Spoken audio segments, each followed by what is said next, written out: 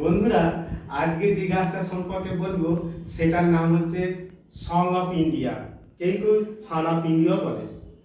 গাছটি হলুদের সঙ্গে সবুজ স্ট্রাইপ, আবার সাদার সঙ্গে সবুজের যে স্ট্রাইপ।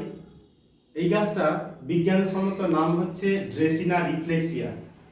গাছটি একটা দারুণ বৈশিষ্ট্য হলো ঘরের মধ্যে যে দূষিত পদার্থগুলোকে অ্যাবজর্পশন করে নেওয়ার ক্ষমতা থাকে এবং এয়ারকে পিউরিফিকেশন করে। আমরা সাধারণত বিভিন্ন অফিস আদালত এবং বারান্দা এইগুলো বা ব্যালকনিতে এই গাছ রাখতে দেখি, বা আমিও রাখি। এই গাছগুলো সহজেই করা যায়, সিম্পল দোআঁশ মাটি এবং জল মাঝে মাঝে দিলেই থাকে, গাছটা ভালো থাকে। ডাইরেক্ট সানলাইটের থেকে ইনডাইরেক্ট সানলাইটই এই গাছটার গ্লেজটা থাকে। আর খুব ডাইরেক্ট যদি রোদে কেউ দিয়ে ফেলে তাহলে পাতাগুলো একটু হলুদ হলুদ ছুঁয়ে ছুঁয়ে যায়। সেই জন্য সবচেয়ে ভালো কথা একটু হালকা ছায়া রোদে গাছটা রাখলে ভালো হয়। এই গাছটা আরেকটা বৈশিষ্ট্য হচ্ছে এর থেকে অনেক রকম ওষুধ তৈরি হয় আর কি।